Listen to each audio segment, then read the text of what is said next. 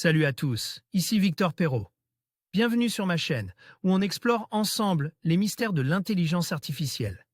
Si vous êtes plus passionné par les nouvelles technologies et que vous voulez en savoir plus sur le monde fascinant des réseaux de neurones, alors abonnez-vous pour ne rien manquer. Vous êtes prêts? C'est parti. Bonjour à tous. Dans cette vidéo, je vais vous expliquer comment fonctionne le minage d'une crypto-monnaie. Vous vous êtes sûrement demandé ce que signifie vraiment le terme « minage » et comment il permet de sécuriser les transactions tout en créant de nouvelles unités de monnaie. Je vais vous guider à travers les étapes essentielles du processus, en vous présentant les technologies et les concepts clés qui le sous-tendent. Restez avec moi pour découvrir les rouages fascinants de cet univers numérique. Lorsque Satoshi Nakamoto, l'inventeur présumé du Bitcoin, a défini les spécifications de cette monnaie indépendante des banques, il lui a fallu imaginer un système de validation de transactions.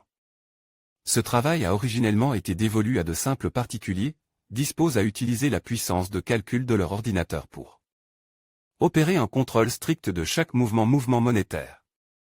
Lorsque Bob envoie un BTC, Bitcoin, à Alice, plusieurs vérifications doivent être effectuées, s'assurer que Bob est bien Bob et non un usurpateur du compte de ce dernier. S'assurer pareillement que Alice est bien Alice. Vérifier que le compte de Bob possède bien le BTC qu'il souhaite adresser à Alice. Vérifier que ce BTC ne puisse être transmis qu'une seule fois. Opérer un calcul de contrôle de cette transaction propre à une formule cryptologique précise. Vérifier au bout du compte que ce BTC est présent sur le wallet, portefeuille, d'Alice et qu'il a été soustrait du wallet de Bob.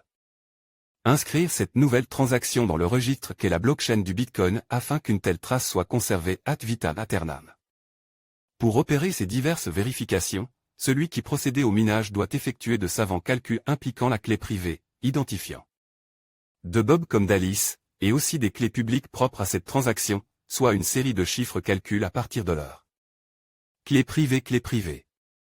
Comme nous le voyons au point 5, l'algorithme du Bitcoin a été conçu de façon à ce que chaque transaction puisse être vérifiée selon un calcul lié à la cryptologie.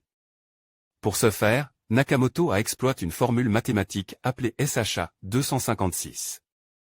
Appliquée à un chiffre ou à un texte quelconque, cette formule retourne une suite de 256 chiffres appelés H. En quoi consiste le minage d'une crypto-monnaie? Le minage consiste, en testant un nombre énorme de combinaisons, quel chiffre a pu engendrer le H d'une transaction donnée. Le premier mineur qui trouve la solution fournit une preuve de travail, proof of work, qui atteste qu'il a trouve la solution du problème. Il récolte une commission, un pourcentage minime de la transaction qu'il a validée et aussi, régulièrement de nouveaux bitcoins.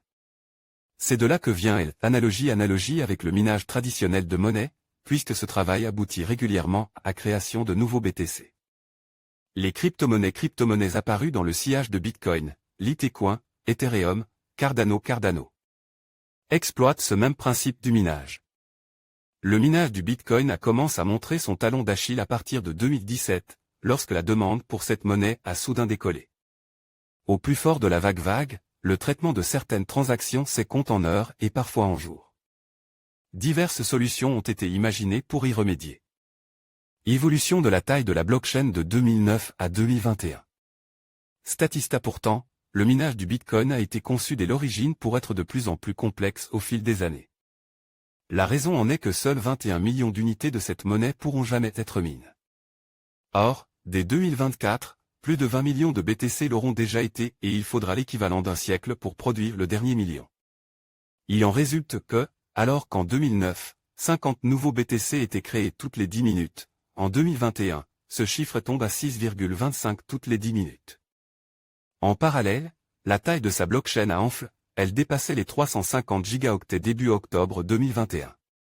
Voir aussi crypto-monnaie, la plus grande mise à jour de la blockchain Ethereum déchaîne les passions. Le minage est donc devenu de plus en plus complexe et la tâche est désormais effectuée par de gigantesques fermes de serveurs situées dans des contrées telles que la Mongolie, l'Islande ou la Russie.